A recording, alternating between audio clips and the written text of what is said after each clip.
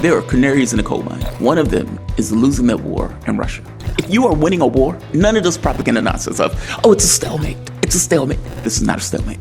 Europe wouldn't be freaking out like this if it was. The difficulty that they're having is Trump cannot give them what they want. And from their point of view, we won the war. Losers don't get to dictate terms. The winners. This is not the same Iran that Donald Trump went against the first time he was in office. Their capability of destroying the world economy is their nuclear bomb.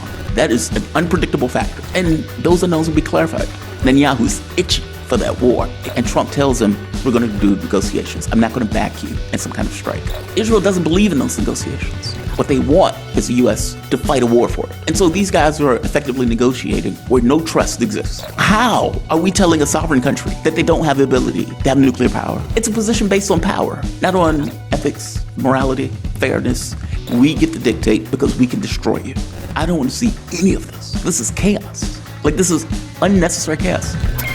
World War III is already happening. This is a house of cards, and it is in the process of collapsing right now. You're going to see an economic crash, the likes of which we've never seen.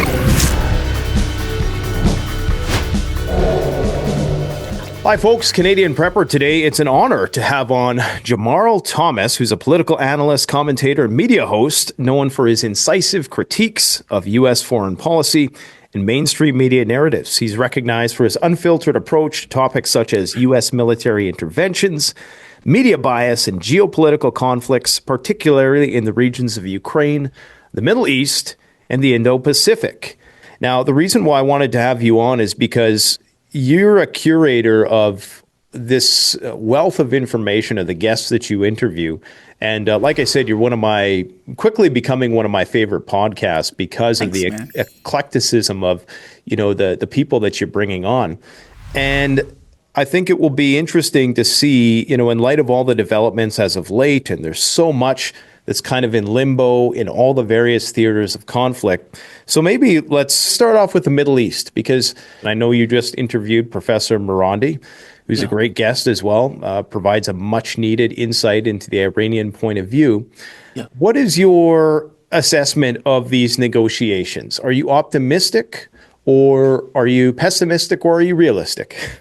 Let me start at a certain point first, to give you my frame of reference in thinking about events in the Middle East and thinking about Iran.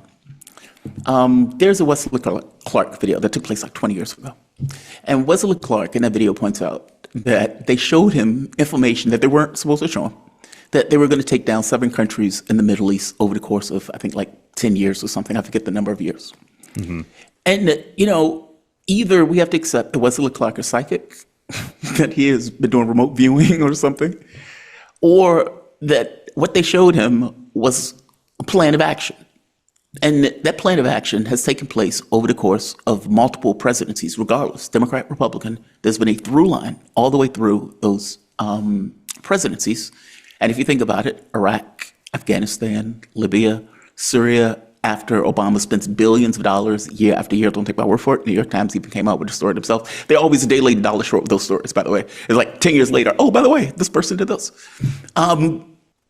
Billions of dollars to take down that government. And finally, it almost like out of the blue, it unraveled, right? After all of the work and everything that went into it. Turkey had a large part of it. The U.S. had a part of it. Israel has a part of it. Turkey doesn't like to admit that. Whatever. Fair enough. So when I look at the Iran thing, Iran is the last man standing. Sudan is in just turmoil right now. Iran is the last man standing. And Clark pointed out Iran was the last card in that deck. Now, this is not the same Iran that Donald Trump went against the first time he was in office. This Iran has made relationships with Russia and China. I mean, for God's sake, Putin just signed a security pact today, or it's like economic partnership, security partnership. You also have China with a close relationship with Iran.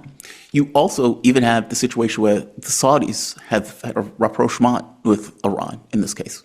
And so this is not this entirely vulnerable figure that it was several years ago when it was completely under sanctions. The Ukraine war has been a lightning rod in regards to that politics and geopolitics. Because the country that was isolated, that Iran was back then, is no longer isolated. It has allies, and it's powerful allies in those regions. Everywhere Donald Trump looks around, he's hitting Iran, China, Russia, every direction. If he turns to the Pacific, he's hitting China. Right now, he's dealing with Russia. He's literally in a trade war with China. And so, but let's be very clear, we don't know what Russia or China would do militarily in that sense. And, someone I guess like China's not going to get involved in a war. They may help in regards to resources, but they're not going to fight. And so when I look at the negotiations, I look at it through that lens. What is in Trump's mind? Now, I would say that he has sidelined the State Department, which is fascinating. If you've noticed, Witkoff has gone to all of these negotiations. He went to the first negotiation, the fake negotiation in Gaza. He went to the negotiation with Russia. I think he's spoken to Putin 3 times. He's going to go back speak with him again. He went to Oman to have those negotiations. He went to Rome to have those negotiations.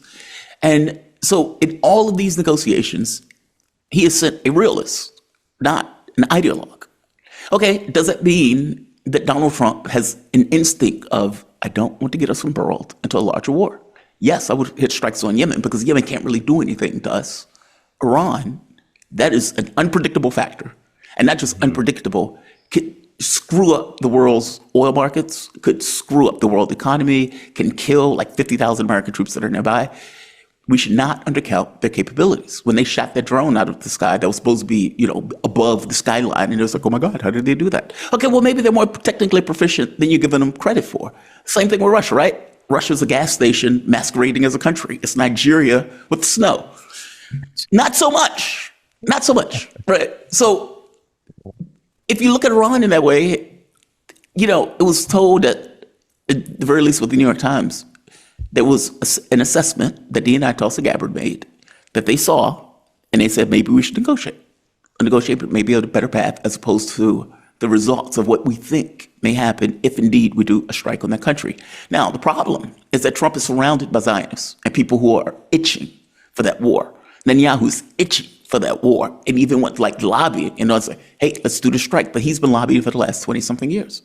And so that's the context that Donald Trump is effectively in. And he's boxed himself with his own rhetoric. I may have to do a strike. I may have to do a strike. This may be something I need to do. I don't want to do it. Iranian people are really nice, and we could have a good deal. But let's be clear. Trump is the one that tore up the JCPOA. Iran followed that deal for another year. Trump got rid of it. Trump, and it's not just Trump. It's a habit of the U.S. getting rid of the Minsk agreements 1 and 2, getting rid of, hell, even NAFTA, for God's sake. Like, even the allowing Israel to completely blow off the agreement that Witkoff apparently negotiated. So there's not trust in this relationship. And so these guys are effectively negotiating where no trust exists in the relationship. Now, the catch becomes, is Witkoff actually trying to get a deal? Now, if you remember on Sean Hannity, when Witkoff came back, Witkoff said something to the effect of, well, we want to get it down to like 3% enrichment, something to that effect. Yeah. And the foreign minister, I always mispronounce his name, so I'm just going to say Iran's foreign minister, even pointed out this is purely about nuclear energy, like the amount, the enrichment amount that we're effectively going with. Okay, so these people sound like they're saying something very similar.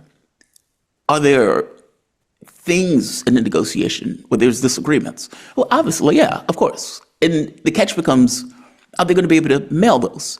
Iran is saying, we want more than the JCPOA. You pulled out. We kept the deal. You pulled out. And not just pull out, you murdered Soleimani on top of pulling out. And so we want something more than the JCPOA if indeed we're going to come to an agreement. And we're not going to negotiate under threat, meaning your threats are not going to influence our behavior in that. With Donald Trump still in the background, we will attack if we don't get a deal. So it's hard to entirely tell. Up to this it's really hard to tell, like, what is it exactly they want if they're just trying to get back to the original JCPOA that Trump backed out of. Exactly.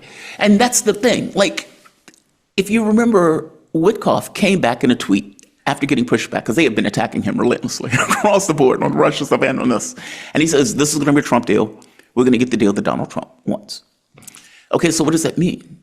If the negotiating position from Trump is, we want all of the nuclear, meaning we want the Libyan option. We want you to blow up the reactors. We want that. Okay, then no deal. You're going to have to attack Iran. If Trump allows flexibility in the negotiation where Wickoff is like, we're focusing on nuclear power. Okay, then you make it a deal. But that's just JCPOA 2.0, which is, as you point out, then what was the point of getting rid of the first deal? So Netanyahu is pushing for a Libyan option. Iran is also saying, look, we want the money that is frozen. There's other things that they want. Countries tend to take a maximalist position to kind of whittle their way. I am deeply hoping they get a deal. I do not want us to unilaterally attack a country that did nothing to us and is no threat to us. That is outrageous.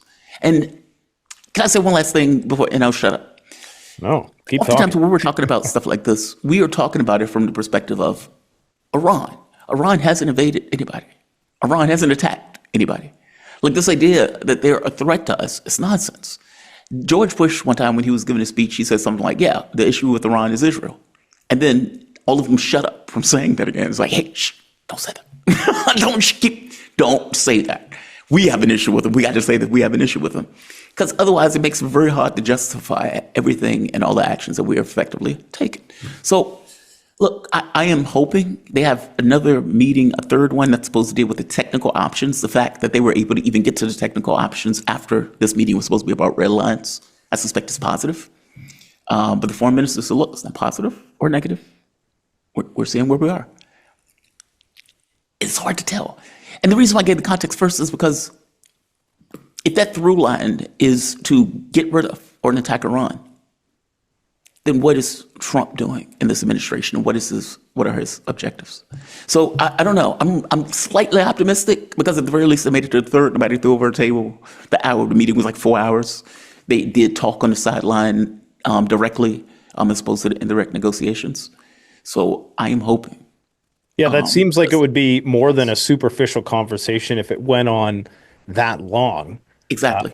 Mind you, we see what's happening with Witkoff in Russia, and it just appears to be stalling or hitting a wall or just temporizing the situation and not really achieving any substantial results above and beyond keeping them on the line. You know, but it's complicated negotiation if you think about it. Like the Biden administration had went with this jingoism nonsense narrative, and so did Europe for 3 years. Not to mention the prior years where they were gearing up for this, going back to 2008 with the Bucharest summit where they're offering NATO membership. And Trump comes in and is like, I'm going to solve it in 24 hours. No, you're not. No, you're not. And then to take this kind of comical thing of, all right, if we can't figure it out, I'm just going to walk. Dude, like your guy has just started negotiating. And if you listen to Wickoff, the optimism that is coming out of Wickoff is astonishing.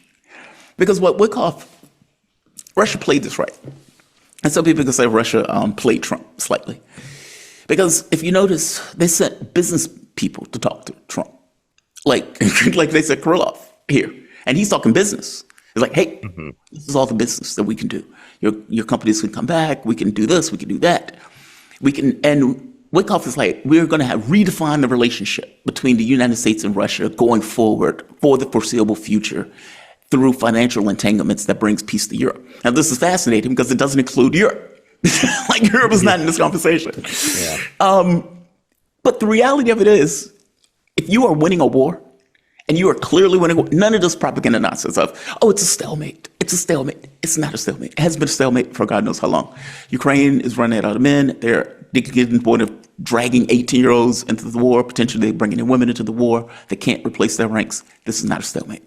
Europe wouldn't be freaking out like this if it was. And so Russia, from their point of view, we can do this all. Like Captain America, we can do this all year. Hell, we can do this 2 years. We're organizing our economy. Our economy is at 4%. Europe's economy is collapsing. You will collapse before we do. That's their point of view. And so why do we need a ceasefire in this case? Would they want one under their terms? Yes. Because like the entire point of this conflict, it's not Russia with 150,000 men trying to take over all of Europe. That wasn't even enough to take over all of Ukraine. It doesn't even make sense. It had more to do with this notion of NATO expanding to their border, something that we wouldn't tolerate. Like the notion that if, let's say the Warsaw Pact states knocked over Mexico, put in people who hated the United States, like just angry about the United States, like we're going to take New Mexico back. And putting in intelligence officials. These guys are agitated. Then they build up a huge military. The U.S. will not stand by and be like, Mexico is an independent country, can do whatever it wants. Nobody believes that. Cuban Missile Crisis, another good example. They put missiles in Cuba, Khrushchev, and those missiles were ready to launch if Cuba was attacked. And the U.S., thank God, John F. Kennedy was not listening to the military people who wanted to have a strike, like a nuclear exchange, believing, well, we can take over all of the Soviet Union, they'll just kill our East Coast. Okay, dude, that's millions of people that you guys were willing to sacrifice. JFK said, well, we'll have a blockade.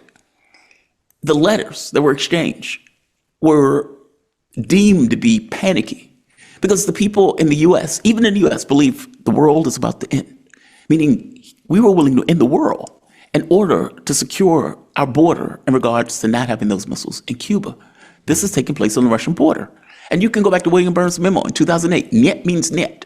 Once again, either he's a psychic or this is just political analysis where he's like, look, you are going to provoke a war in Ukraine that Russia is going to have to get involved in by offering NATO membership, a war they do not want to get involved in. Fast forward to Joe Biden, William Burns, CIA director, and of course he would never own up to the fact that he sent that memo detailing all of this. And so it is all, the difficulty that they're having is Trump cannot give them what they want. It's that. Meaning what Trump wants, or what they want, is security. We want security for the region. We want security for ourselves. You guys are expanding our border. NATO is not this Levin-like organization.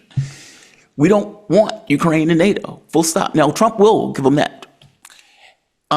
They would acknowledge the 5 regions because, as they say, facts on the ground have effectively changed. These are Russian regions. They voted to leave, so they're part of the Russian Federation.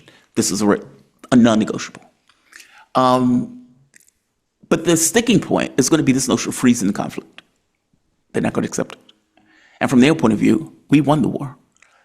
Losers don't get to dictate terms to the winners. So if we need to continue, we're going to continue. You've passed 25,000 sanctions, or whatever that number is.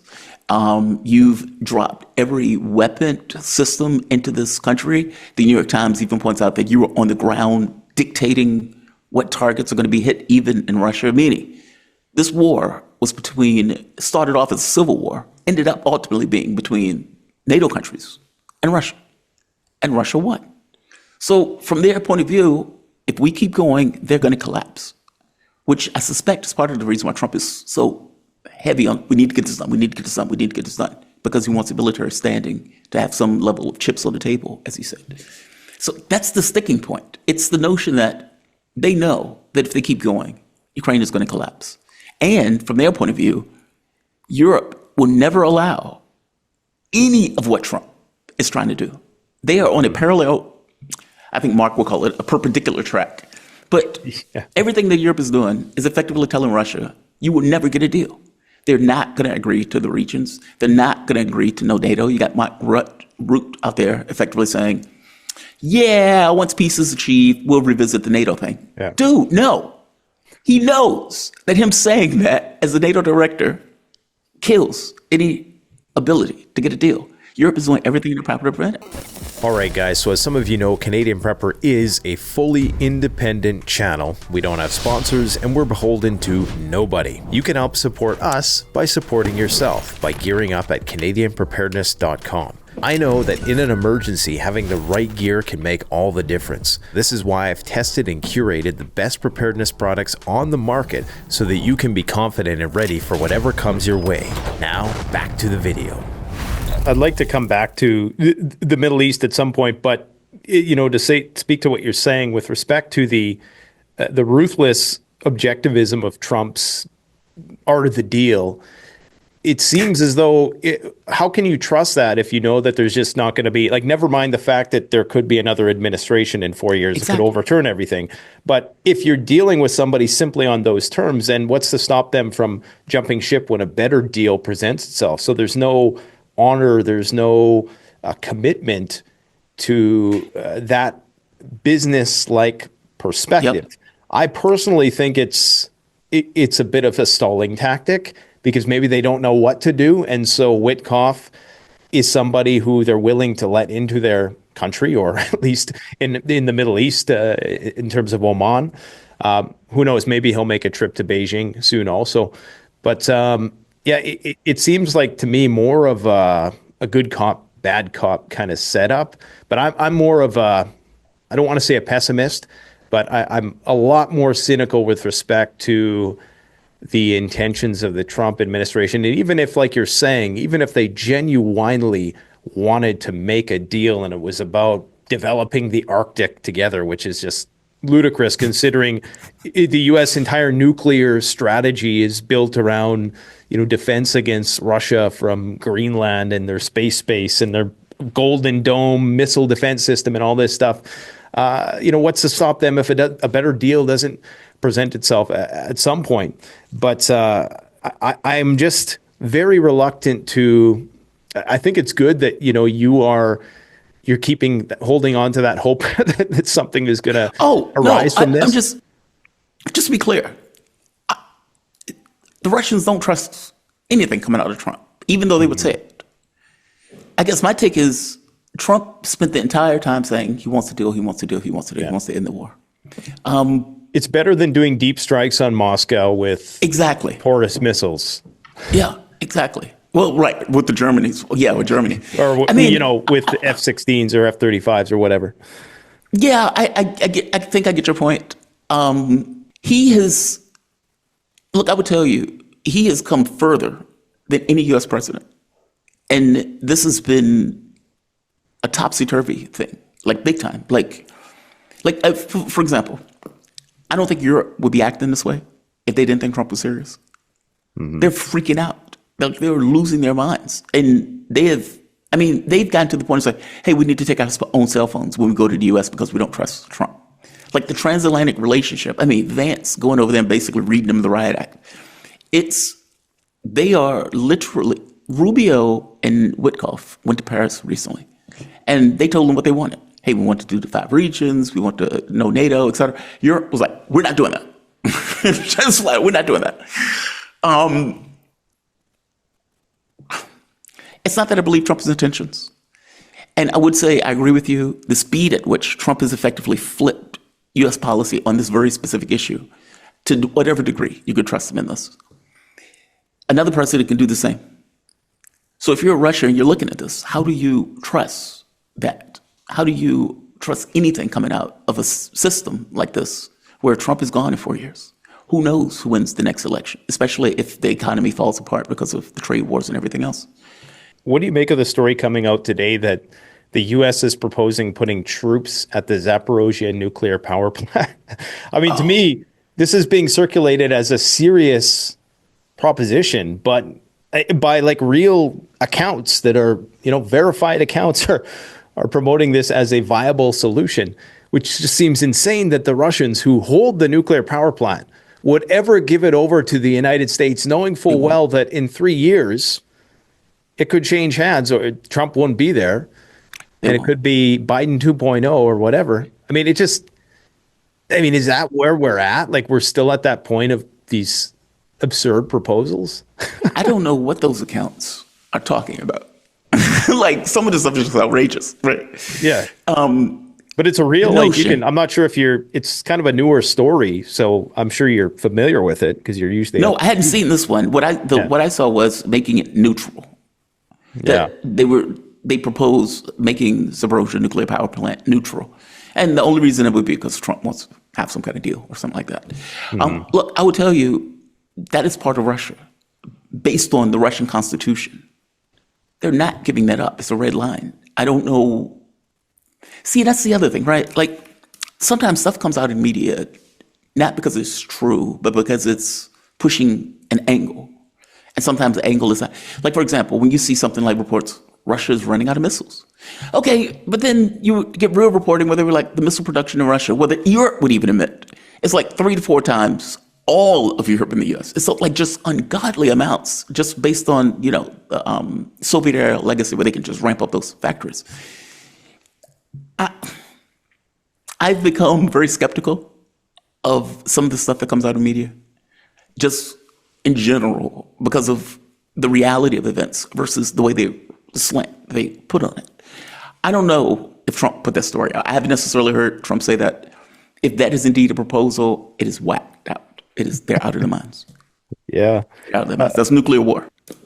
Going back to, there's some other scuttlebutt circulating about going back to the Middle East that potentially Pete Hegseth is slated for replacement, and that Steven Feinberg, who I guess is who's even a hardline Zionist, although doesn't fit the G.I. Joe profile that they're looking for to try to revitalize the U.S. military, that he could be next in line as the Deputy Secretary of Defense. What is your take on that fresh story? Do you think there's some substance to it? Do you think these leaks are going to be enough and do you think that what he's done has been so egregious that the deep state would be willing to part ways with him? The leak story is interesting.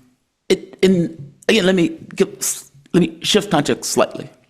When Donald Trump was in office the first year, and they came up with Trump is working with the Russians.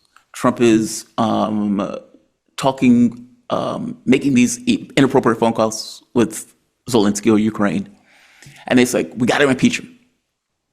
And it's like, okay, for one, he's not working with the Russians. He won that election fair and square. Two, the conversation with Ukraine is not insane. It certainly doesn't rise to the level of impeachment. The cases that they were bringing against them, this notion of, and frankly, I love this one, the porn star, right? He paid off a porn star, not to blab about the fact that he was hooking up with a porn star. And then you point out, you're like, okay, but Hillary Clinton did the same thing. She effectively got a file from a British spy that was made up, purely just made up, and used that and called it lawyer's fees, and stovepiped that into the FBI, where they started to leak it and to make it into a story, eventually ending up in an investigation. All of it came from naught.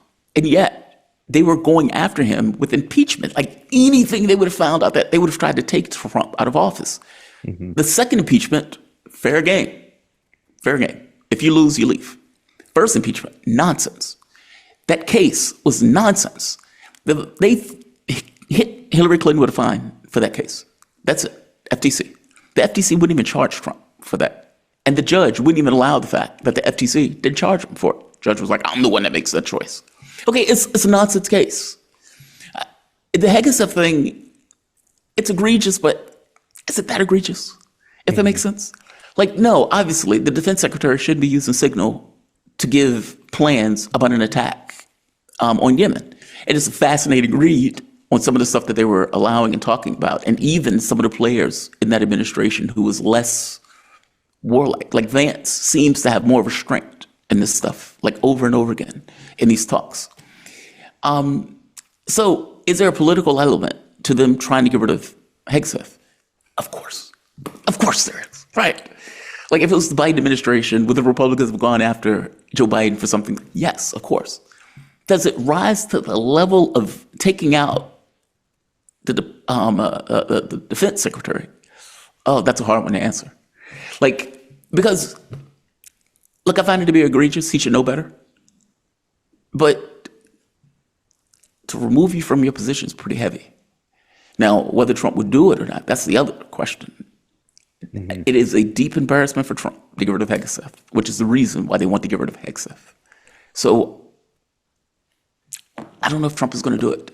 And it's a hard question to answer. It's so subjective to say, does this rise to the level where defense secretary needs to be removed? And by the way, I have no love for any of these people. I think these people are lunatics. Just to give you my bias in this. But I don't know. That's a hard question to answer. Yeah.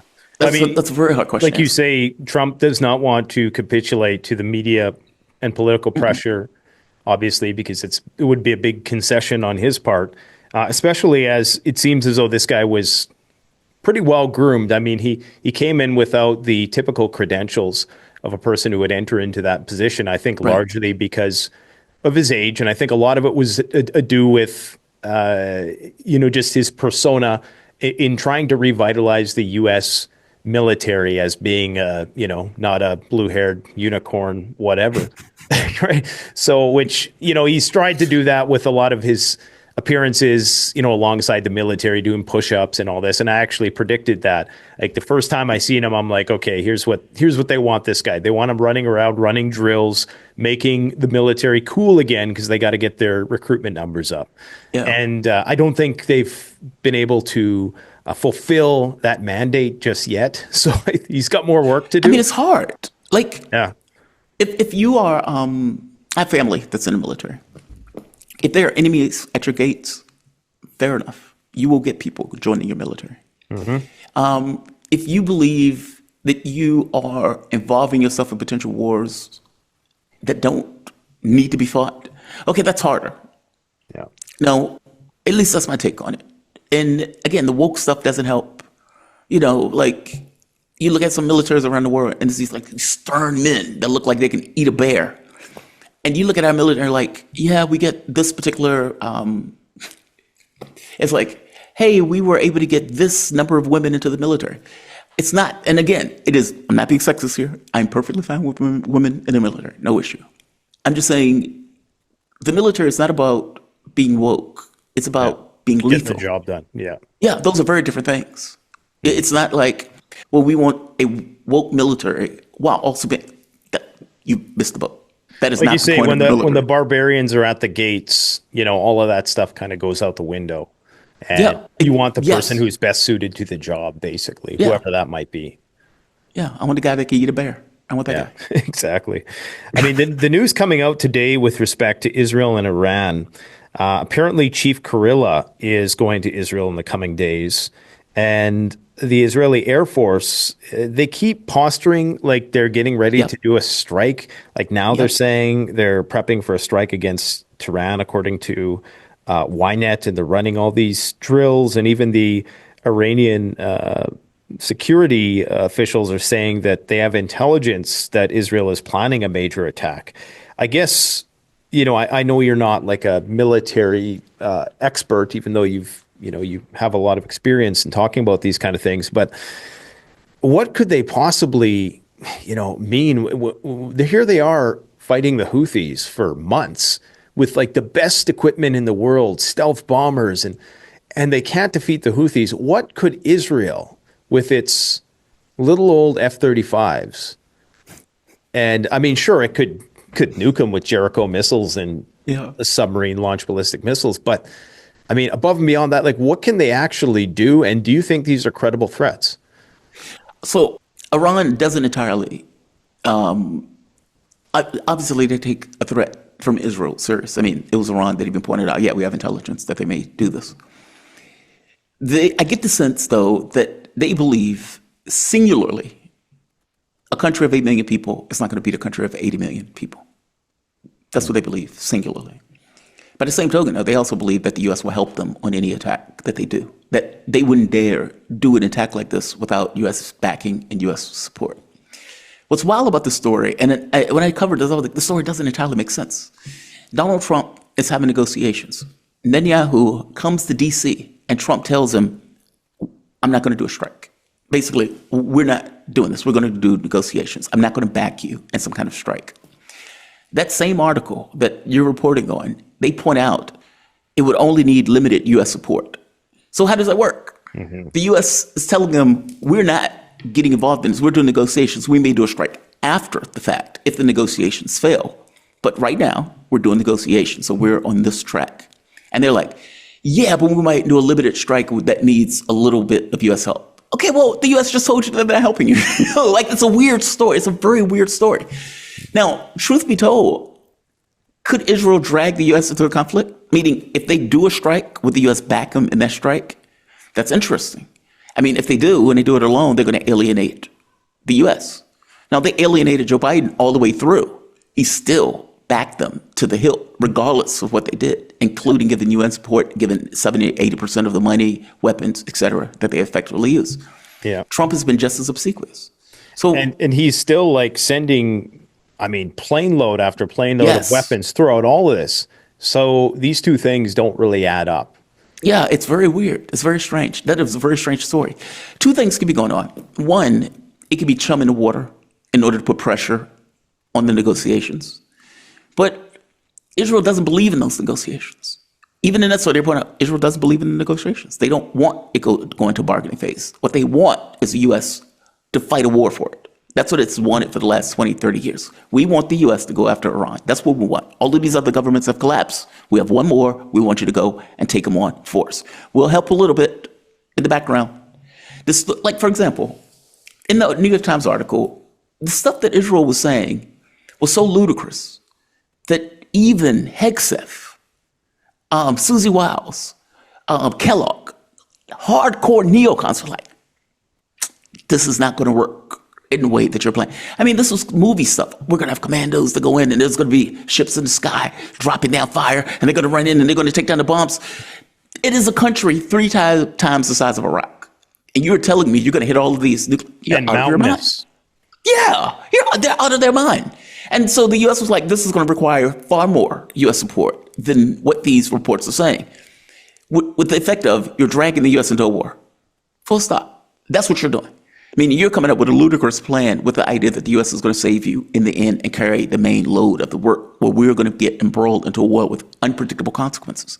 So either this is chumming the water with the thought of, we're going to put more pressure on Iran to come up with a deal, more pressure, where they're going to move on some of their red lines in order to come to a deal. But that doesn't make sense because Israel doesn't want a deal. Mm-hmm. Is it possible that they would do a strike in order to pull the U.S. into a conflict, meaning countries exchange fire? Yeah. The U.S. needs to get involved in order to protect Israel in that sense? Maybe. Which they probably would. I mean, I can't imagine a world where Iran retaliates with the vaunted True Promise 3 and the U.S. does nothing despite being in disagreement. Even during negotiations, by the way. Even during negotiations. If you remember when Trump pulled out of the JCPOA, what did Europe say? Europe was like, don't you dare pull out of the JCPOA. Meaning, Trump pulled out. Europe couldn't carry the burden economically in the way that they were supposed to, and turned to Iran as if they were the issue, saying, don't you dare pull out, despite the fact that the U.S. has effectively shot it in the face. So, yeah, Trump is obviously going to take the Israeli perspective on this, even during negotiations, meaning even if Trump is alienated, he very may well still protect Israel in this case, in which case Israel knows. So I don't know. I mean, Iran, if they wanted to, I mean, they could possibly have created a nuclear weapon already. And they must know that this belligerent rhetoric is just that, and that it's empty threats. I mean, they've seen what happened with the last attempt by the Israelis to target their early warning systems and the radars. And for what we can see anyways, it appears as though that has failed, that it was not the death blow that a lot of Israeli military officials claim it was. Absolutely. So Iran has the capability of hitting Israel. They've shown it.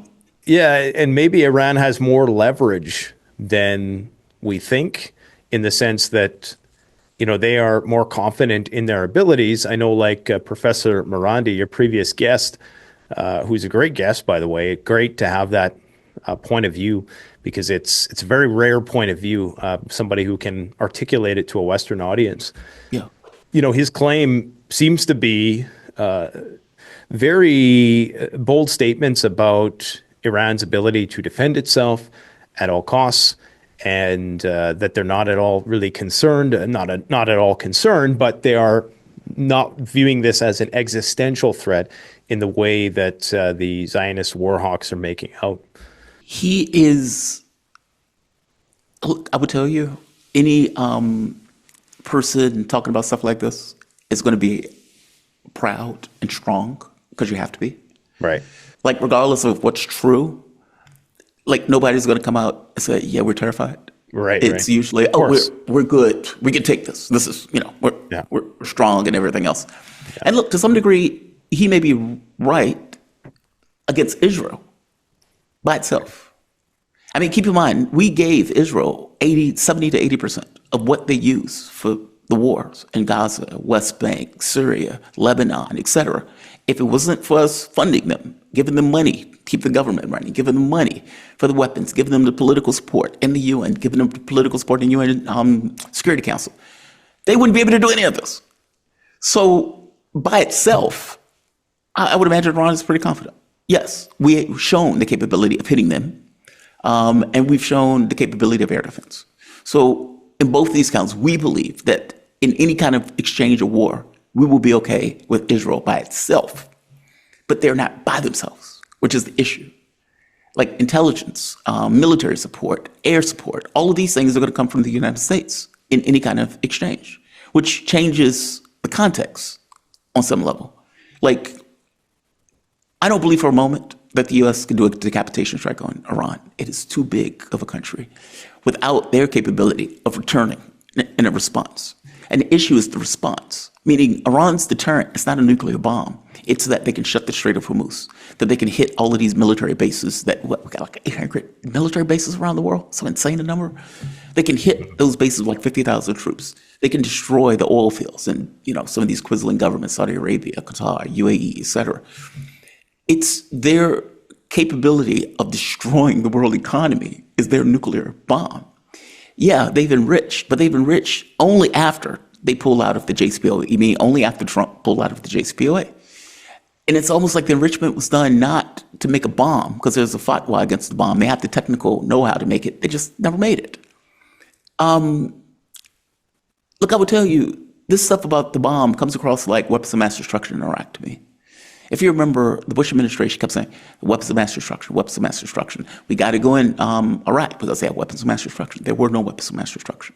And the same rhetoric is being used here by a country, no less, with nukes that are undeclared and that we know, like a secret everybody knows that nobody says. Right. And so it's a similar rhetoric. I don't think they're worried too much about Israel by itself. I mean, obviously, you don't want to have an exchange with anybody. I think their issue is they won't be alone. They will be with U.S. backing and support. And not ground troops, air power, basically dropping bombs. You made the point about Yemen. Iran is a massive country. It is a massive country. And the notion that you're going to hit all of these underground bases, you're going to hit to stop all of the response is nonsense. They will respond. That's their deterrent.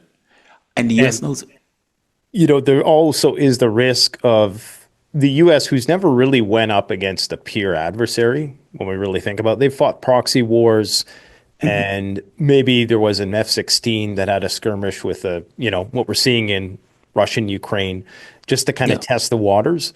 But I think they're very reluctant to put their best stuff up against a near peer adversary and then risk being exposed as a paper tiger. I don't want to say a paper tiger, but the ineptitude of their ability to actually project power in a way which potentially is going to alter the global chessboard. See, that's right there. That's the issue, right? It's like we don't know. Like, these are unknowns.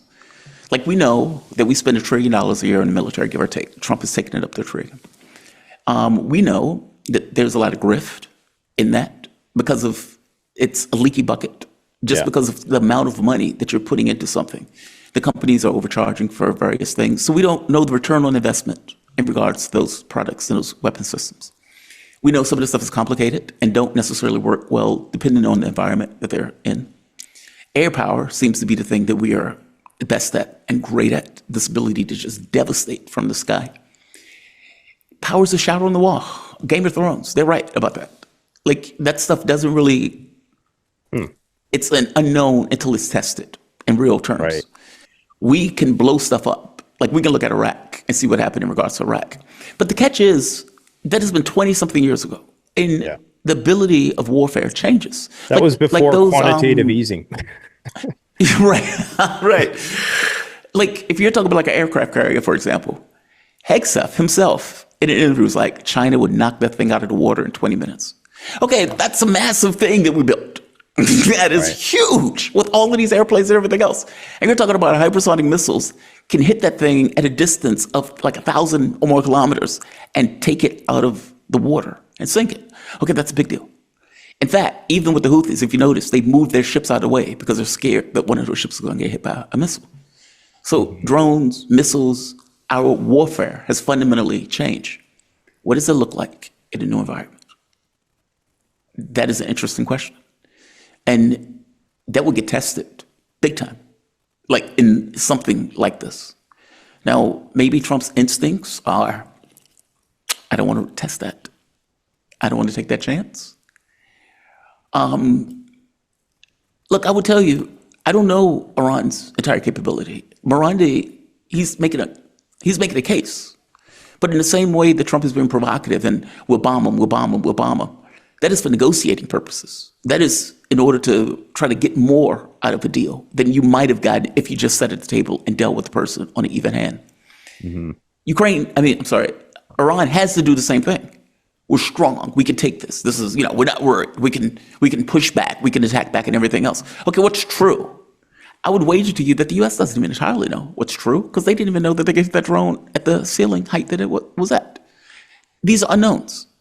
And the fact is that those unknowns will be clarified in any kind of conflict. If you get planes shot out the sky, B-2 bombers shot out the sky, okay, that's a big deal. That's a mind-blowing picture to see on social media a U.S. bomber tumbling out of the sky because it got hit by some S-300, S-400 missile defense system. If you see Iran devastated, okay, again, that's a big deal. That shows that their capability wasn't entirely there in order to stop that onslaught.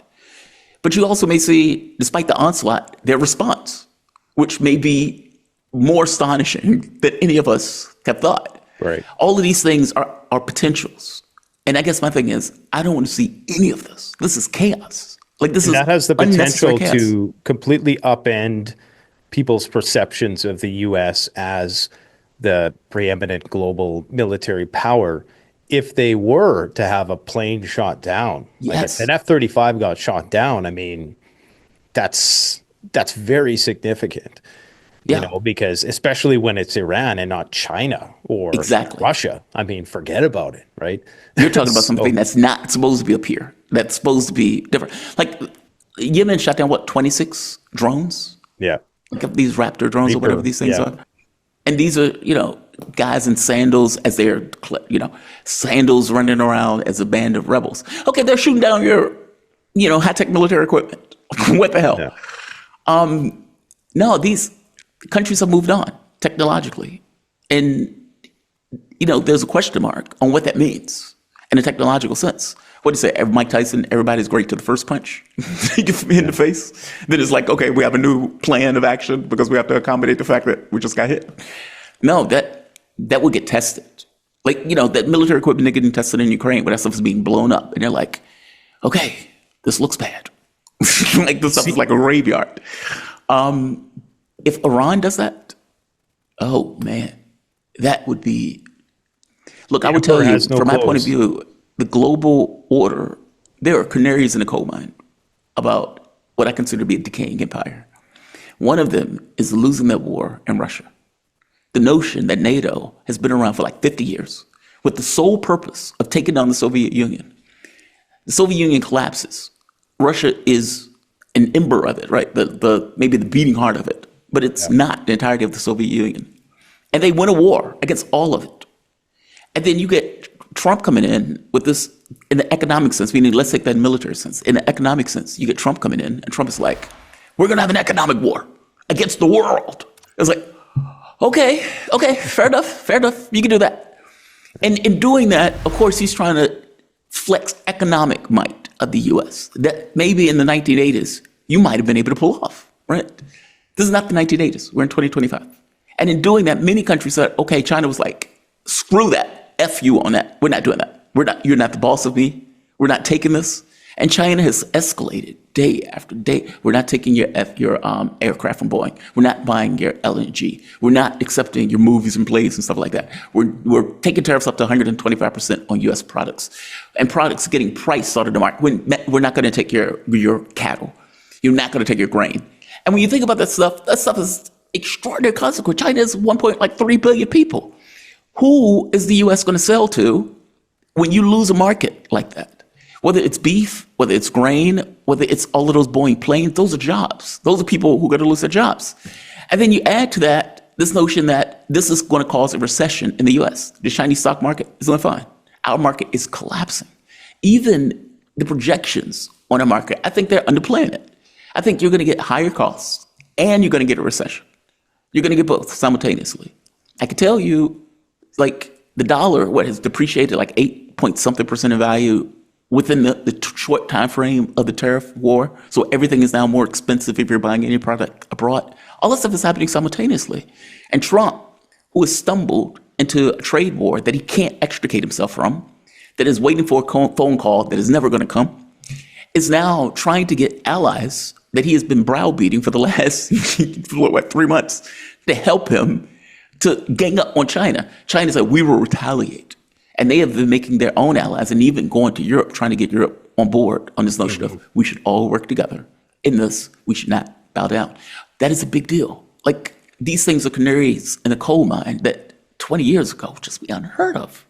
And as a consequence of that, you have the consolidation of Russia, China, Iran, and that whole trifecta becoming stronger and stronger.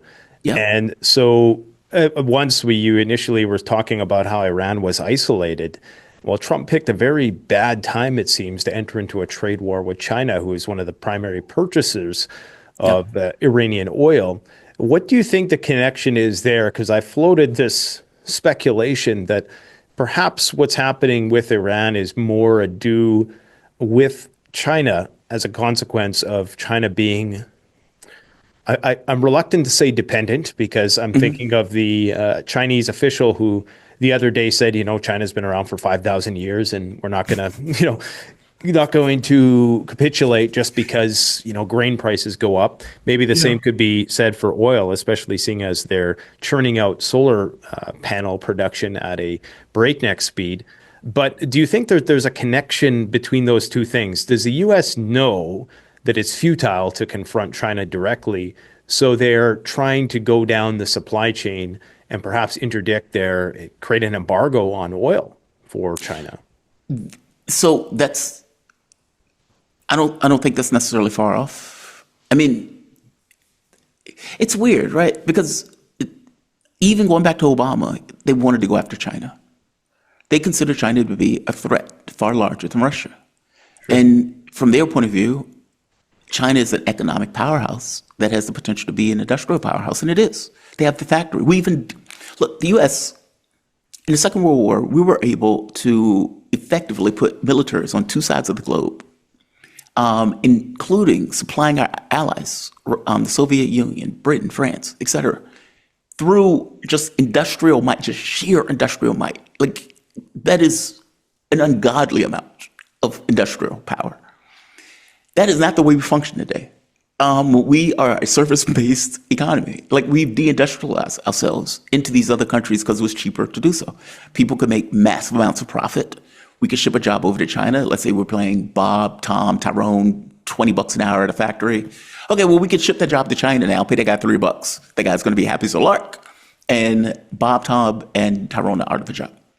Sucks for them, but the person at the top, the oligarch, makes ungodly sums of money, ship that product back into the U.S., and we deal with the services angle. This was kind of the speech that J.D. Vance gave, right, when he was talking about it. Okay, that sounds nice if your main objective is profit. But if you need industrial might, okay, that wins wars. Like, the fact that the U.S. was able to do that helps win a war. I mean, yeah, most of the Germans who died on the Eastern Front. But that doesn't really matter. The U.S. helped supply the Jeeps, the Spam, everything else. Could we do that today? No. Could China do it? They got 1.3 billion people. They have factories where they can effectively pick all the goods for the world if necessary. That is an opponent that has astonishing potential. And so they seem to have continuously wanted to pivot to say, we need to stop that. That horse can't get out the barn. Mm-hmm. Our primacy is at stake if that horse gets out the barn. Obama was trying to do it with the TPP. Trump comes in, puts a bullet in TPP. Thank God he did. We should not be under this, legal edifice that we don't control ourselves. We are a sovereign nation. We need to remain so. By the same token, Trump still wants to pivot to the Pacific. He just wants to do it in a different way. But he can't extricate himself from Ukraine. And one of the things that they wanted to do was, well, let's make friends with Russia and then focus on China. As if Russia was going to somehow forge a relationship with the U.S. and abandon China. Good luck with that. That's not going to happen, right? You've burned that bridge. The Western paper, New York Times, has effectively pointed out that you have been killing Russians. Russia cannot acknowledge that because they're stuck with the fact, if they acknowledge that they are going to want to do something about it. So they know it in their mind, whether they say it or not, and regardless of what they say in these negotiations. Right. So Trump wants to pivot. The U.S. believes China's going to be an issue. China would say, we want win-win relationships. This is where Mearsheimer comes in, where Mearsheimer makes this argument that whatever China says, they're just like every other country. And if they get primacy, they're going to want the primacy. China said that is not the way we function. That is, we do not function in that way. And to be fair to them, they do seem to see win-win relationships, which is why many other countries, like in Africa, Global South, wants to work with them. Because when the US or Europe comes in, there's a list of stuff that comes along with it beyond a trade deal. And a lot of times it's extractive without necessarily giving anything on the other side of it. And so, yeah, they want to pivot to China. And now the catch becomes, they do get oil from Iran, but they get oil from Russia too. They get buku's oil from Russia, especially when they're stopped buying LNG from the US. They're going to get it from Russia. They're going to put in pipelines. They're going to have all of this stuff. So if it was purely about the oil, it wouldn't just be Iran.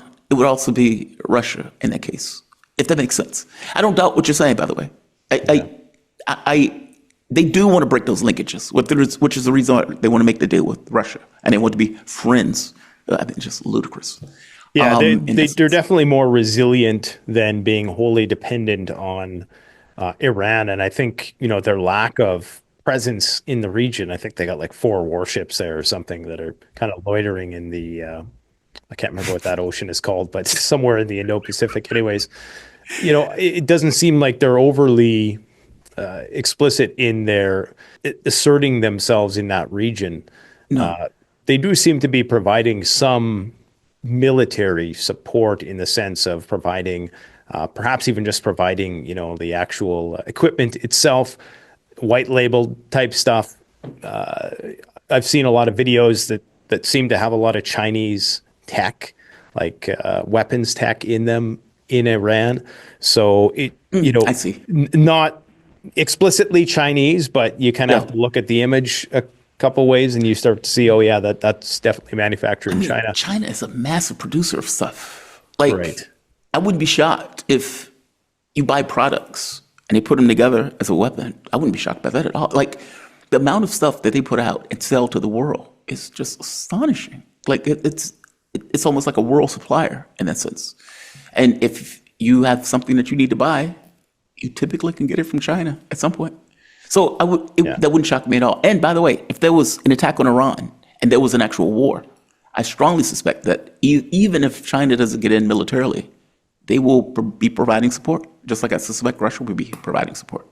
Yeah, in some way, shape, or form, I think they still do have some interests at play there that they have to maintain, Absolutely. And they don't stand to benefit from regime change at all, which appears to be inevitable. Like when you think of the economic dire straits that Iran is in, and now historically sanctions haven't worked in and of themselves. Right. These regimes have always been able to maintain social order just enough to stay in power, well, with the exception of Syria most recently, I suppose. But do you think that knowing that the Israelis can't, I mean, maybe it's just waiting till the Ayatollah dies or something. Maybe that's the long game. Maybe that's their real plan, and hoping that, the political class there overcomes the theocracy in some respect, which seems, if they could maybe get into the right positions, that's a possibility. But because it seems like that's the only possibility for usurping Iran is to do a decapitation strike in the purest sense of the word, just like they did with Nasrallah, which did effectively, at least for the time being, pacify Hezbollah. Oh, they decapitated Hezbollah. All right, let's not. Yeah. Look, I know Morandi will go with this notion that Hezbollah is still there and strong. Nonsense. Mm-hmm. Yes, they're there. They're a presence. They're, part of the political system. But damaged, yes. I mean, yes. My point of view is they damaged Hezbollah severely. And I suppose my cynicism arises with all of these negotiations that Israel has never had the stars aligned in such a way that they have right now. I mean, let's think about the situation for a second. Agreed. You have the U.S. with stealth bombers, Diego Garcia. You have one of the most hardline Zionist presidents who I think it was, I can't remember. I seen a clip yesterday, somebody joking about how he was the first Jewish president or something like that. I think it was actually a clip from like 5 years ago, but people are circulating it again. And you know, just everything about the administration and the timing and the decapitation of all the proxies and the relative strength and the inevitable like escape velocity of Iran and their military power and their consolidation with Russia and China. Like, if there's a time to do it, and I believe the Israelis when they say they have a few months window, They do. and above and beyond that, it's like, it's just, you know, it's going to be impossible. We were talking about this in a radio station at one point, and my boss was like, they have no F's to give. They've decided that they're going to kill whoever. And you have a president under Joe Biden that wasn't going to stop him, and you have a president under Trump that is not going to stop.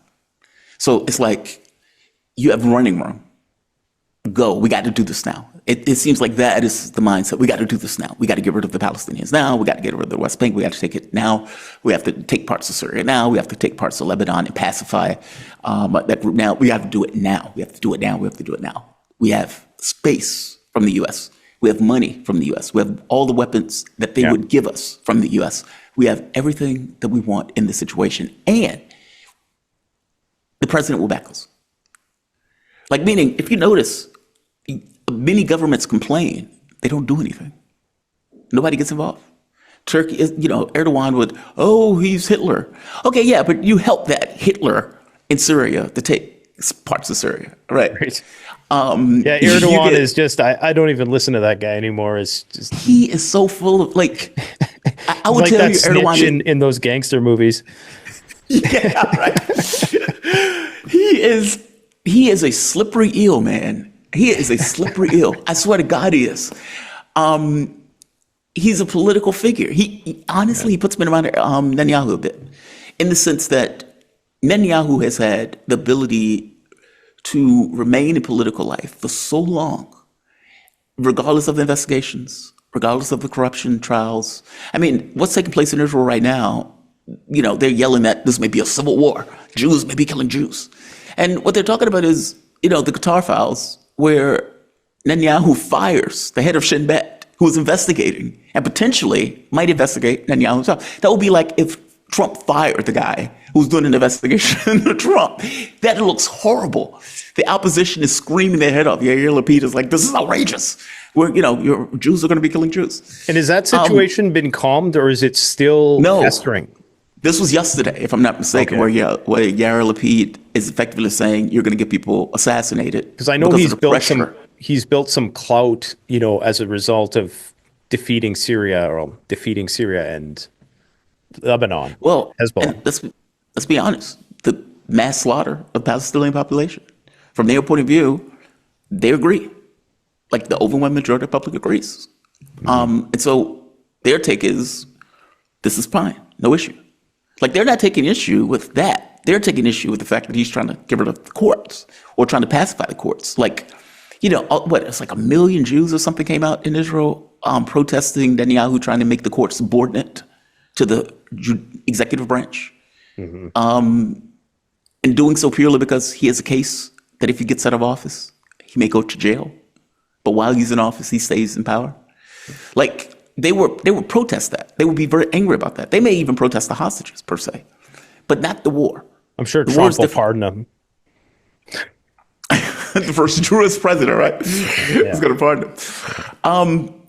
It's wild. Like, it's just a wild thing. It seems like they have fully accepted, this is our moment. We're going to create greater Israel. Or at the very least, we're going to lay the seeds for it by taking parts of Syria, Lebanon, the West Bank, and Gaza. We're going to bring it all into consolidation. Yes, there will be more Muslims or Arabs than us.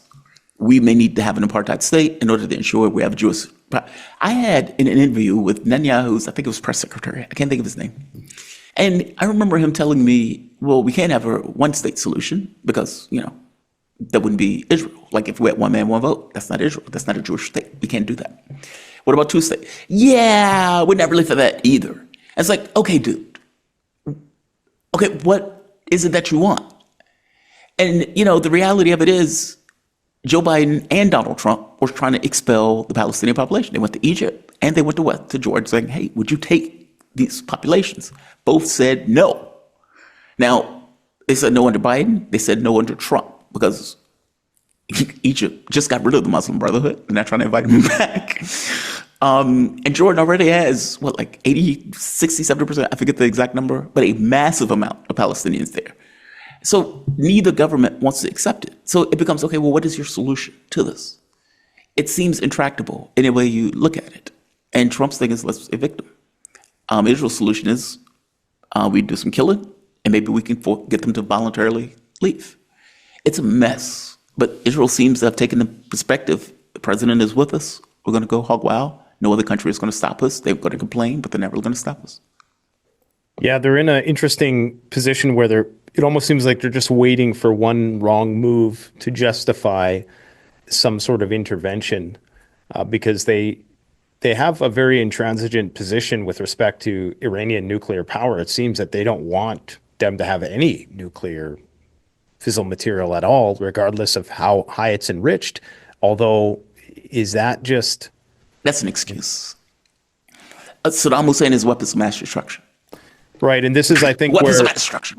This is where we've disagreed with some people in the community, that there's something that transcends this talk about nuclear whatever. It appears as though the goal is regime change by hook or by crook. Yes. And some people, as you know, in the community have made the argument of, well, if Iran just complies this time, why do they need to comply? Right. Why do they need to comply? Look, you have a genocidal state. Don't take my word for it. The ICJ is having a criminal case about genocide right now. Human Rights Watch, genocide. You have all of these organizations that point out this is a genocide that is taking place. Okay, if the members of the community don't believe that, fair enough. 50,000 people killed, 2/3 of which are women and children. Israel has nukes. They have nukes. Iran hasn't invaded anybody. Israel has invaded all of their neighbors. How are we telling a sovereign country that they don't have the ability to have nuclear power and to develop that nuclear power? How are we doing that? And in the same way that we invaded Iraq, are we really saying that we're okay with unilaterally attacking another country that has not attacked us and is no threat to us? That is outrageous position to me. I even find the conversation wild. It's oftentimes it centers on, well, Iran should just comply. Why? A sovereign country. They can do whatever they want. Why? Why do we get the right? This is something that the IEA, or what is it called? The IEA, the Atomic Energy Agency. Okay, if they're making a complaint about it, fair enough. They are a proponent of the Non-Proliferation Treaty. They haven't crossed the boundaries of that treaty. And so this idea that we should prevent them from having nuclear medicine, building nuclear power stations, doing things that regular countries do, seems to be outrageous to me. I don't get this notion where America gets to make the decision where we get to be the decider in who can decide who does what. We wouldn't accept that premise, by the way. Now, you can make an argument that we're somehow better. Well, we're, the exceptional state. Right. I think that's outrageous. That's outrageous. It's a position based on power, not on ethics, morality, fairness, anything else. It is a position based purely on power. We get to dictate because we can destroy you. Just like we destroyed Iraq, just like we destroyed Syria, just like we're destroying Lebanon. Lebanon is a basket case. And it appears like they're approaching that mask-off moment where it's not about the iniquity of it. It's not about being sanctimonious. It's just about we make the rules. And even Trump just said yesterday, he who has the gold makes the rules. So he's strictly coming at this from an Ayn Rand objectivist point of view where the winners make the rules. And so based on that, there is no moral license or, that card has been expired, I think, at least in the better part of the world, from the world's perspective, watching what's happening in the Gaza Strip and saying we're going to turn it into a resort and all of these, colonialist, Mask ideals. Yeah, it's a mask off situation. So, it does appear as though we're reaching that point where there's just going to be an admittance that it's not about nuclear weapons. It's just that we want to be the preeminent power within the region, and you existing is a potential threat to us. And by the way, Tulsi Gabbard has pointed out they weren't trying to get nukes. Like, meaning our own assessments here, they weren't trying to get nukes. So, like, yeah, by the way, there's different perspectives on that. I mean, on the one hand, a point that Ritter makes that I agree with, and I don't agree with the idea that they shouldn't have nukes, or if they do have them, they're immediately going to start firing them in all directions like some crazy person, which is just stupid. They create this civilization that takes millennia to build up, and they're just going to, throw it all out the window in one day. Yeah. But there is a point to be made, and perhaps you have a thought on this about the 60% enrichment, because I was talking to some nuclear physicists the other day, and they said that for nuclear, even for like nuclear medicinal purposes, they're making the claim that only 20% is required maximum. Right.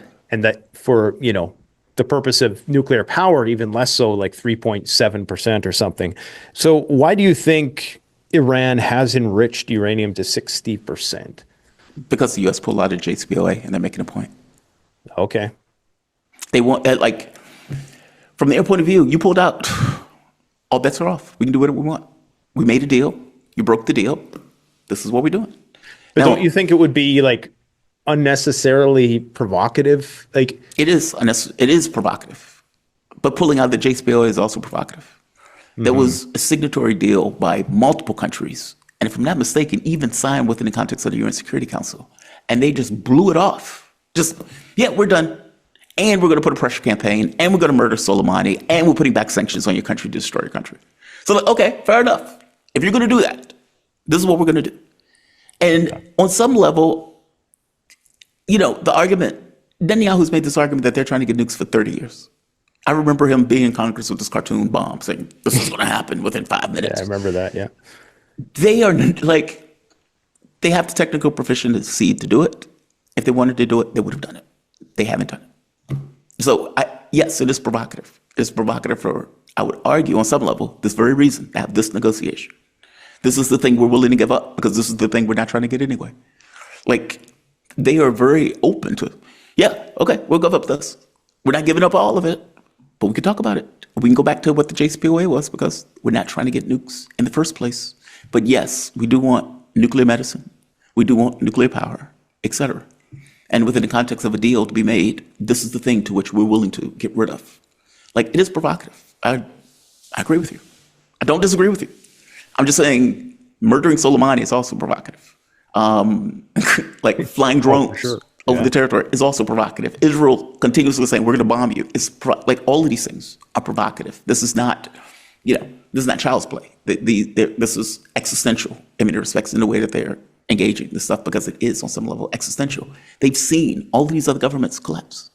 And if you remember, the thing that assures North Korean security is the nuclear weapon. It's that. You can't attack North Korea. There is no military solution in North Korea unless you want Japan, South Korea to go belly up overnight. So it is, and by the way, on some level, the guarantee of Israel's sovereignty. From their point of view, they can have the sanction option, pull everything down, if indeed the integrity of the state is being threatened. So we look at it as a protector. Most of these countries look at it as a protector. Why not them having it? Meaning they're a sovereign country. I don't think Russia or China wants them to have a nuke, by the way. It's like gun control. It's like the government saying, you don't need guns, but we do. Yeah, it's that. But there is no Leviathan in this. The U.S. is not the boss of Iran. Israel is not the boss of Iran. And the idea that there should be is outrageous. It is a bizarre argument. By the way, this is U.S. policy and has been for God knows how long. I mean, the kill squads in South America, for example, where Reagan was going with the Iran-Contra affair in order to sell weapons to Iran for all places, right? You've overthrown the country, they've overthrown the country, put in a religious dictator, but you're willing to essentially sell weapons and use it to go after the Sandinista government. Okay, that was U.S. policy. We had kill squads in those in South America. Knock it over Iran, knock it over Honduras, knock it over, like you can go down the list of countries that we've knocked over, knocking over Ukraine for God's sake. We have no issue doing this. We have no issue in using proxies. It's just, it is hard to hide it now, as opposed to when the Gipper was in office and everybody was like blown away that the Gipper was involved in knocking over governments. It was like, oh my God, I can't believe the Gipper did that. I can't believe the US, we're love and light. We don't do stuff like that. We believe in freedom, justice, equality, et cetera, et cetera. And, you rip the mask off and it's like, oh my God, this is what we've been doing around the world for God knows how long. Yeah, Other could you countries, imagine how history would be written if we lose? Like, could you imagine how, if the East wins, how they're going to write about Gaza, Ukraine, whatever is about to happen and, with the nuclear weapons. And I could imagine in 100 years, this time will be viewed much differently than the way we perceive it in the West. Agreed. We have, if we don't prevail. We have a weird skew that I've noticed doing this job. If, for example, if you're talking to Europeans, they see the world through a particular lens where they themselves are virtuous, moral, ethical. Mm-hmm. And we do the same thing in the US. We're the ones who are virtuous. We're the ones who are right. We have a right to tell Iran they should be able to do that. We have a right to allow Israel to do this. We have a right to knock over governments. That's bizarre. Nobody says China has a right to do any of those things. Russia has a right to defend their borders. Oh, I can't believe Russia is defending their borders. We have a weird... We're the Karens of the planet. Let's just admit it. What's the Karens? The Karens. It's just strange. That's all. Yeah. It's just very strange. We see ourselves in this very moral, ethical, virtuous light. And yet our government does things that are nowhere near any of those things. It's purely about power. Human beings don't matter in geopolitical coverage. If you're looking at accusations are certainly admissions, it would appear, on every possible front. What do you think, just quickly, because I know you got a lot of other things to do, but we didn't get the chance to talk too much about Ukraine and Russia. Now, if the U.S. pulls out somehow, what's going to happen? Who's going to fill that power vacuum? Do you think that Europe has enough to get in there and play that role? Do you really think they're going to put troops on the ground? How is this going to end? Because it seems like they're really, and even Trump is reluctant. My thinking is, if he could walk, he would have. There's got to be something in there that's holding him on that front that is not being disclosed, or perhaps he knows that it's integral to the global power structure economically with U.S. hegemony. Perhaps there's something to do with the euro and the USD, and there's something keeping him there. Otherwise, especially after that display in the White House, that was the ticket. That was the ticket to get out of Dodge. But I think Trump wants a deal. I really do think it boils down to he wants a deal. I think he ran the campaign saying, I'm going to get a deal. I'm going to get a deal. I'm going to get a deal. I think he wants a deal. And I think the level of criticism that would happen if he just walks. It's one thing if he walked on day one, right? Mm-hmm. We are 100 days in? The criticism that will be leveled at Trump if he just calls it quits, I think would just be astonishing. He should have done it in the beginning, as opposed to this, whatever he's doing. Either he doesn't fundamentally understand the Russian position, because if so, I don't know if it's possible for a U.S. president to give Russia what they want. Because from their point of view, they've won. We are winning this. You've thrown everything at us, and we kept going, and we powered through it. We stated openly that our objective was to destroy the Russian economy and inflict a strategic defeat militarily. Okay, you didn't do any of those things. Europe is being deindustrialized. And on top of that, the Russian economy is growing 4%. That's astonishing. They've moved into the fourth or fifth spot for the GDP thing. We weren't able to accomplish the objectives. And not just not able to accomplish the objectives, one of our allies was damaged in the process, even though they still keep plugging along. I have great reservations about whether Europe is going to put like $1 trillion together to make a European military in the way that they're talking about doing it on the fly, purely through debt. If you look at governments like Germany and France, the AfD in Germany has moved into like the number 2 space. That is astonishing. 10 years ago, that would have been unheard of. And even Marine Le Pen's party, where they have to do all of these gimmicks in order to keep Le Pen out, including getting rid of her. And, effectively saying, hey, you can no longer run because you've gotten a conviction. Okay, that's astonishing. Like, this is supposed to be Europe. Romania, Karl and Gorgetscu, where they literally shut down the election as he's about to win it because he is effectively saying, I don't want a U.S. military base in Romania. We do not want to be a platform to attack Russia. And just they get rid of him. Sorry to interrupt you, but just to say that they must know that there's going to be a reprisal for that, because it doesn't take a Nostradamus to know that if you engage in that form of lawfare, not only against Le Pen, but in Romania, that there's going to be a resurgence. That's not going to make people, just go down without a fight. I mean, those movements are going to get more popular. So it almost makes me think that there's a certain window of time that they have to operate, whether it's in the next 4 years or whatever, to do whatever it is they want to do. But sorry to interrupt you. I just wanted to you're say that fine. Because they must be aware. I think Europe is delusional.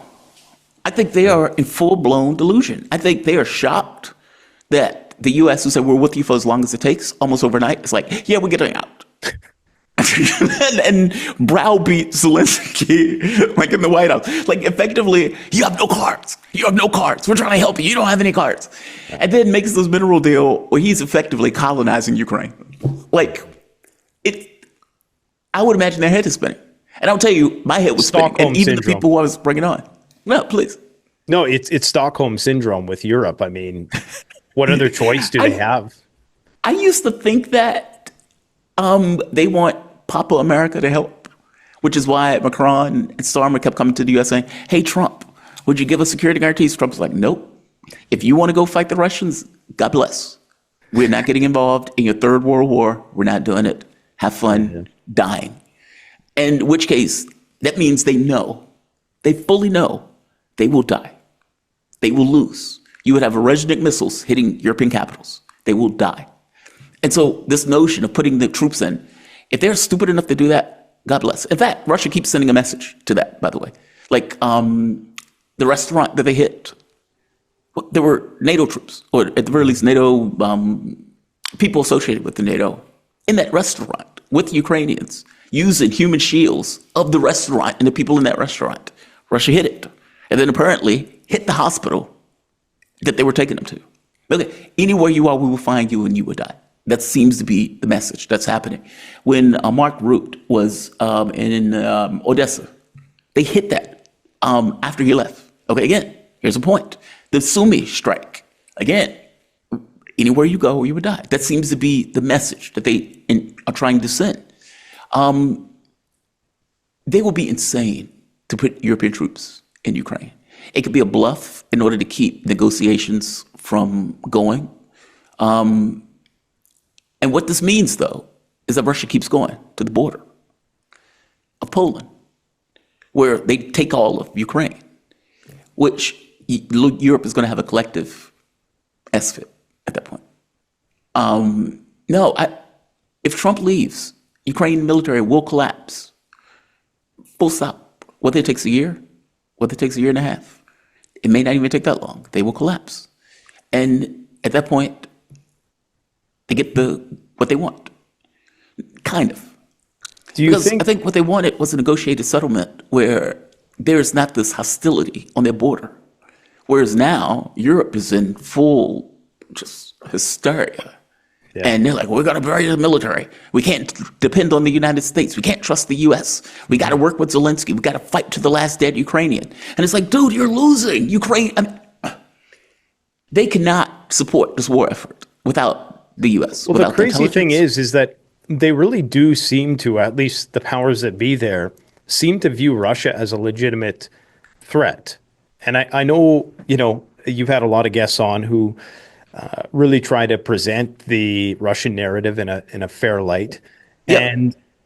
But what do you make of the red lines that Russia has permitted the West to overstep. They appear to be demonstrating a profound forbearance in terms of their strategy. Like they seem to be absorbing blow after blow, ones that we long since would have likely pushed a red button. I mean, if anybody was launching cruise missiles into the United States from Mexico, I mean, that nuclear button would have been pushed a long time ago. So I guess my question is, like, I can see a world in which they permit troops maybe being in some part of like the Western Ukraine, like maybe in Lviv, Lvov, whatever, and in some capacity. But I guess there's two questions here. I just wanted to express that point, but also, why is Europe so distrusting of the Russians?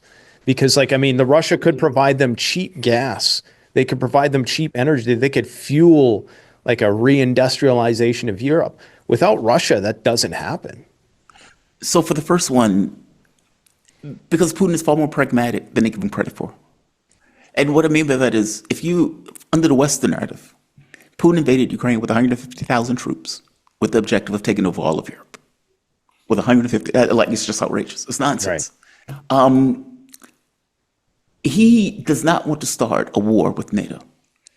And there are concerns that if there are two things. A, they consider Ukraine brothers.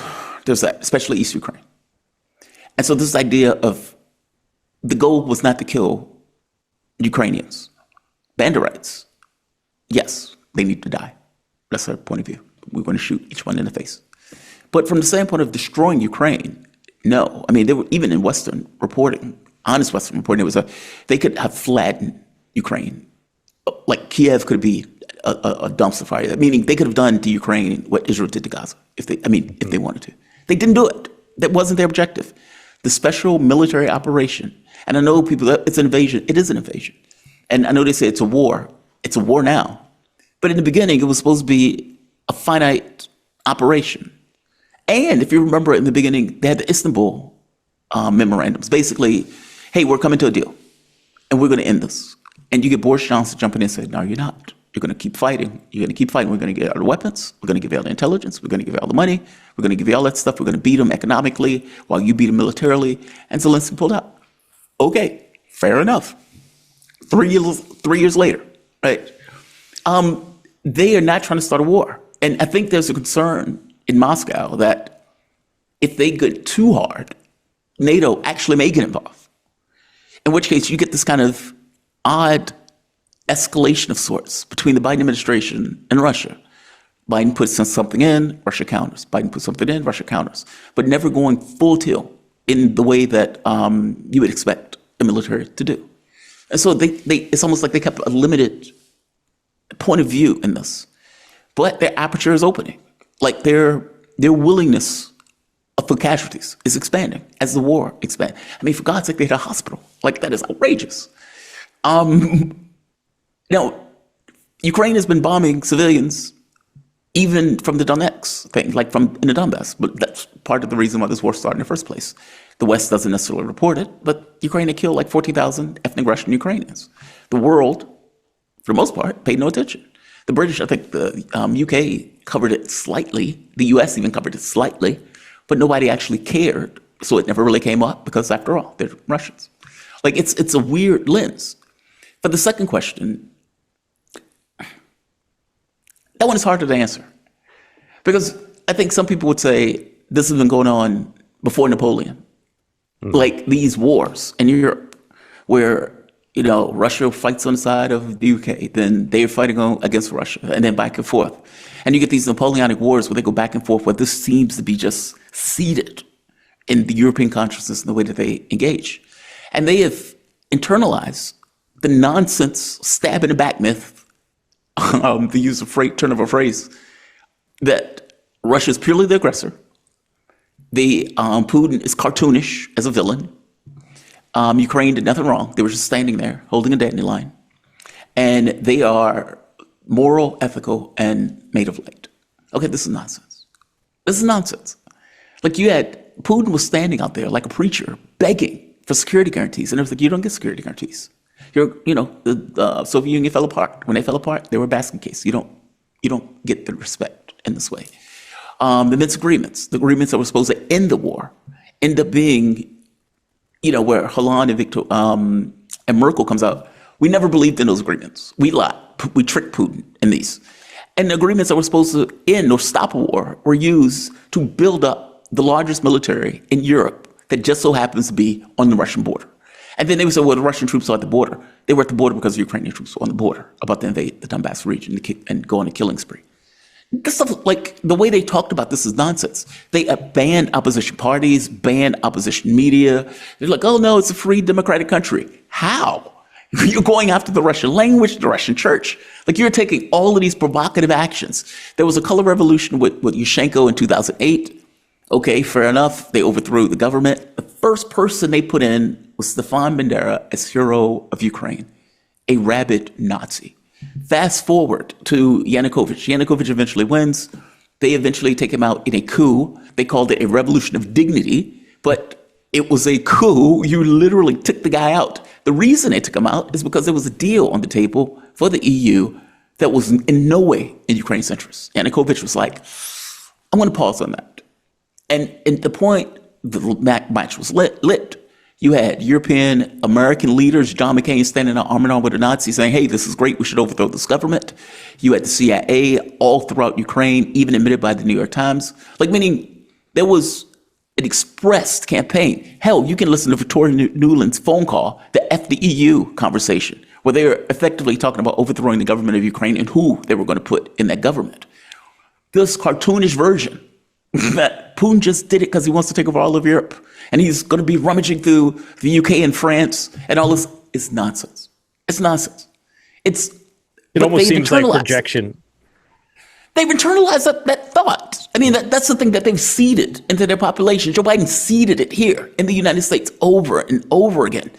And it's like when you said this stuff for like years, and you pass all these sanctions, you do all this stuff. It's frustrating to me. Because I see this. The only way it could be explained, in my opinion, is it is projection. They, in fact, want to see Russia destroyed and balkanized. I mean, they do. And they want access to the resources. They don't want a pipeline. They want to own the input of the pipeline itself. Yeah. It appears, because Europe needs that in order to survive the next century. I mean, they need Russian energy. They can't survive on LNG. They can't survive even on, oil shipments from the Middle East that are like flipping a coin. This is their one opportunity. And I mean, I'm of the persuasion that they must want the existential defeat of Russia to impose, their own puppet dictator into that government and leverage that and exploit the resources. I mean, you are making a fantastic point.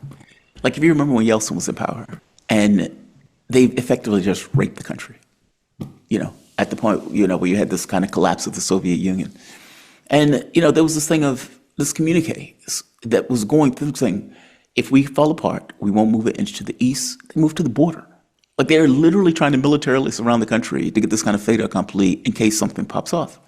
And so if you're a Russian leader and you're looking at this and you're like, all right, so you're expanding to the point where you're like literally getting to the point where you're on my border and you're trying to put Ukraine on my border with this NATO stuff, this military organization. How am I supposed to regard this? How am I supposed to regard this, right? You destroyed Yugoslavia in this bombing thing. You went into Iraq. We couldn't stand against you because at the time we were somewhat of a basket case. How are we to regard this? And then you have the shock capitalism thing where these oligarchs come into play. Like, there's a history, there's a context that this fits in. You're absolutely right, by the way. Because I kept it's clear that they are destroying themselves and doing this. You can see their economies taking a hit. You can see paying 5 times more for LNG from the U.S. is not sustainable. And yet, they were doing it because Joe Biden got to push them into doing it. If they won, though, well, that's different. If you have a long-term strategy of trying to balkanize Russia to make it smaller components, okay, well, now this is no longer an issue. You can get your hand on those resources. You can get it meaning it's very possible that they're willing to do this because ultimately you're right, that the end goal is balkanize the country. What is her name? Kalis, that nutcase from Estonia. Yeah. She said the same thing. Like, it's too big. It's too big. It's a threat. It's too big. We got to break it up. This is good. Good luck with that. Good luck with that. That's not happening.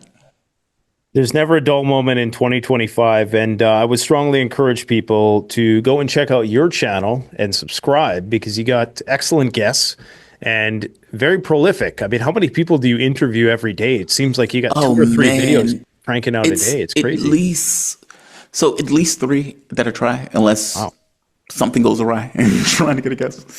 It could be as much as 5, where it's like 30-minute interviews in the morning, back to back. It's amazing because, like, there are larger shows, and my show is growing. I had stopped doing the internet for a while. I literally went into radio for 5 years and stopped, and I came back, and the audience came back. Like, they didn't entirely leave, and that just didn't leave. It just started to explode. And what's wild about it is, like, there's some guests who are just fantastic. Mark Zablota is one of the best analysts on the subject of Russia and Ukraine. Mm-hmm. He is fantastic. He knows his stuff like nobody's business. And you have many guests who are like that, who are not necessarily mainstream, who may not be on Napolitano and some of these other shows, but are better than anybody you're going to get on Napolitano. Yeah. And I guess Larry Johnson's fantastic. Many of these people that they interview, so I'm not throwing shade on him. But it's like, it's a similar thought over and over and over again on those shows. And I tried to, look, we have conflicting opinions on the show. Like, you may have somebody like a libertarian, socialist, capitalist, like a communist, like all of these people in between. You have people who are have a darker view of the political space, like Laith, I think, has a more darker view, Laith Maruth. You have some other people who are more hopeful. So like a Michael Ballou is more hopeful. He's been in Secretary of Defense in that position or in that area, like as a policy expert for 30 years. So you get a mix of views. I think for me, my point of view develops along with the guests. Like, there's some I just completely disagree with, right? Mm-hmm. Like, I remember getting to back and forth with Mark Frost. He's a friend of the show. He's a libertarian. I think he's called himself a reformed libertarian. He's but a capitalist through and through. His, in his bones, he's a capitalist. Yeah. Where him and I were going back and forth over the issue of the tariff war. Like, it's not an echo chamber. There are going to be people who I may disagree with. I let them make their points. I may push back on their points. I'm not going to be overly aggressive on it unless it's just something outlandish where I'm like, dude, are you out of your mind? Yeah. But it's an interesting show. It's developed into a very interesting thing, and it is growing. So, well, if people want truth, I mean, you have to be willing to listen to a plethora of different opinions. I mean, to my own dismay, I listen to Times Radio periodically just to get the other perspective. Right? Oh, that's painful. It's its own form of sadism in a lot of ways. But you have to be willing to hear the other side to get a well-rounded perspective. Even if you're just thinking strategically, you might not even ever care to agree with the other side or even sympathize with the other side. Yeah. But even strategically, you should know what their points are. Agreed. You should be able to, and this is why I'll always steel man my own arguments, and I'll listen to people I just don't agree with. And it's almost, as an intellectual game of sorts, challenge myself to expose myself to those viewpoints that is a form of masochism in itself, I must say. We could be wrong, right? Yeah. Like, we could be wrong. It's, I think I even said it, I could be wrong. This is my take, but it's just a take. It's the narrative that I've constructed in my mind based on the way I see the events. At some point, somebody can pick out and say, wait a minute, that's not quite right. All right? You're getting that point kind of wrong. We could be wrong. We're just people. And things are moving so fast, and I think your proliferation of content is essential, and it's inspiring me to kind of do a bit more because things are changing from hour to hour, and really the only way you can keep it relevant and keep your finger on the pulse of it is if you are creating the content that you're doing, like live streamed stuff. And so, yeah, I'd encourage people to check it out because it just Thanks, keeps man. getting better. So, I do appreciate that. all right. I really do. Well, thanks for coming out, and I look forward to doing this again. Anytime you want me. All right. You have a good one, man. Be safe. You Thank too. you. I appreciate this. Get some rest. I know, right? Actually, I got to cut videos. So All right. There you go. that's what it is. It's fine. No sleep you for have the a good wicked. one, though. Thank you. The best way to support this channel is to support yourself by gearing up at CanadianPreparedness.com, where you'll find high-quality survival gear at the best prices, no junk, and no gimmicks. Use discount code PREPPINGGEAR for 10% off. Don't forget, the strong survive, but the prepared thrive. Stay safe.